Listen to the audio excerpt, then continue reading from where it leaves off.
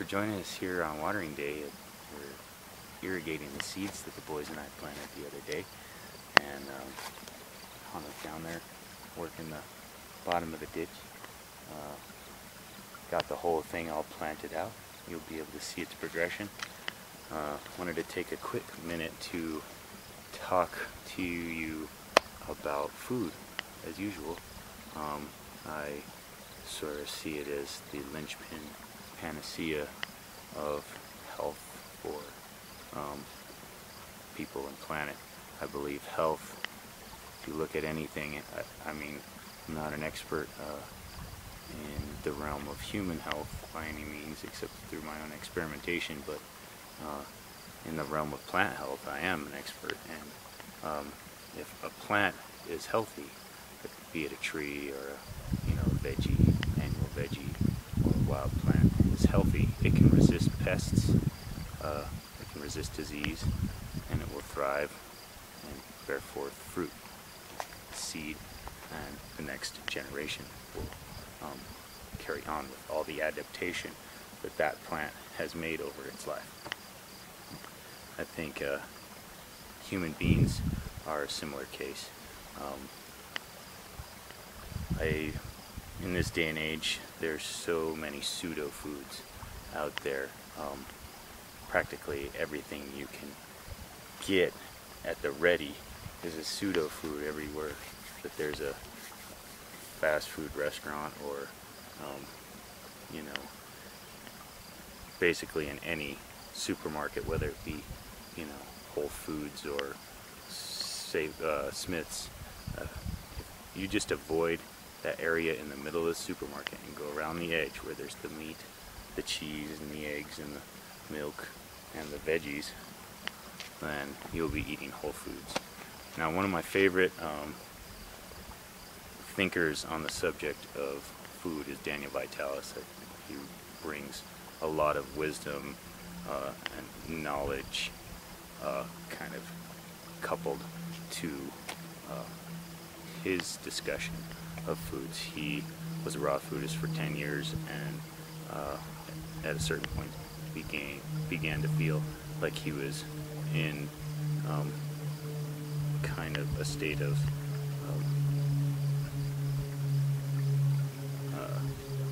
he wasn't thriving. How do you say it? I'm lost for words for the moment. Anyway, he wasn't doing well with it, so he got back onto meats and wild or raw dairy milk and raw eggs and what have you, and that has done well for him.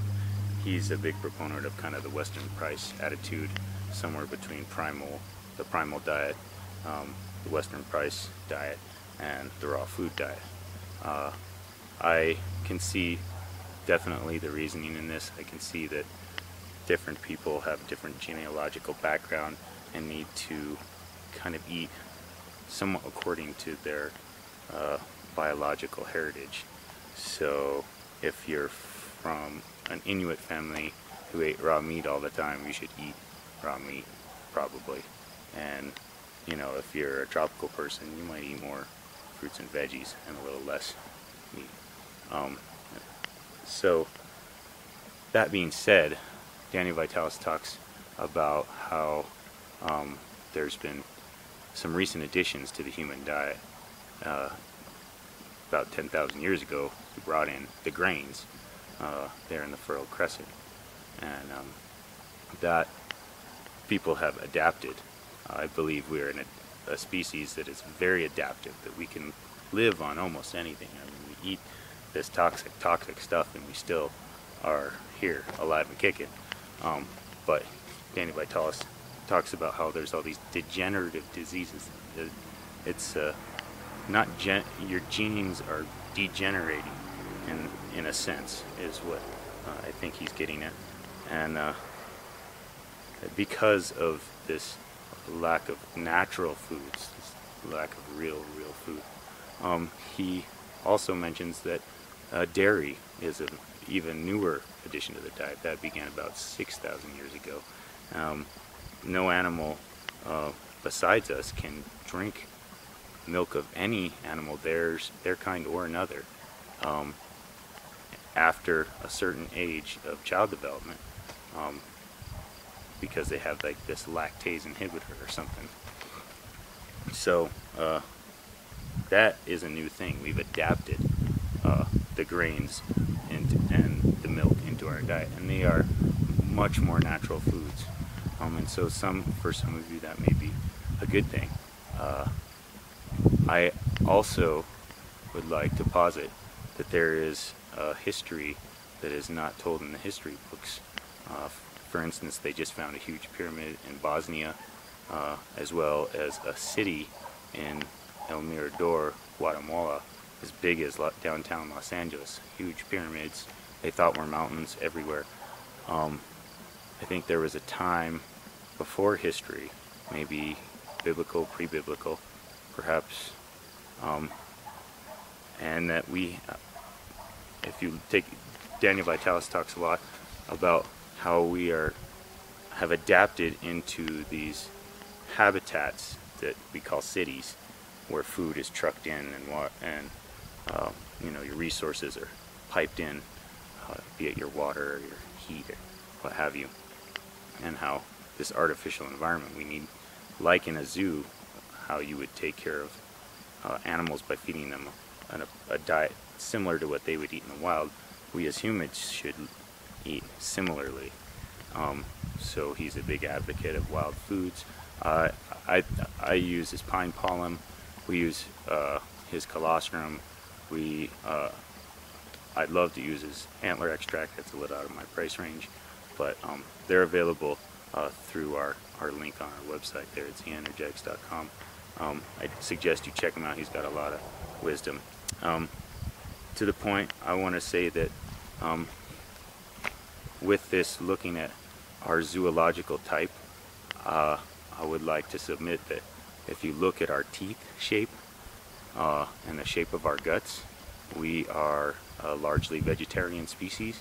I had this understanding even as a small child. I saw cows and gorillas had teeth more like us than lions and tigers and wolves did, and that's a simple mental jump for me. I don't need a lot of proof for that.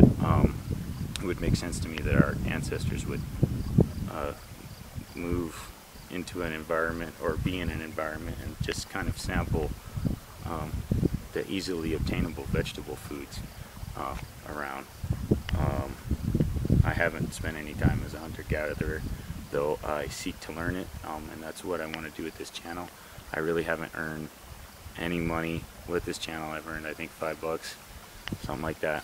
Some discounts on some groceries, but this is coming from a heart space. I want to learn wildcrafting and gardening, and teach wildcrafting and gardening and the aspect of food and medicine, because I believe it's the linchpin that we could, similarly to the way that making a plant healthy will help it deter disease. I think if we engage in this act of gardening the planet, we can help the earth revive and regain its strength, as well as our own bodies, through the consuming of the foods. So yeah, that pretty much sums up all of that. Just wanted to. So there's the beautiful missus down there. Beautiful sound of the garden, the water.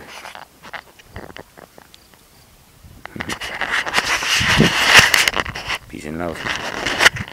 Give me the real thing, yeah. Give me the rainforest veggie, yeah. Give me the fruits of secluded groves along the water of the highest flows.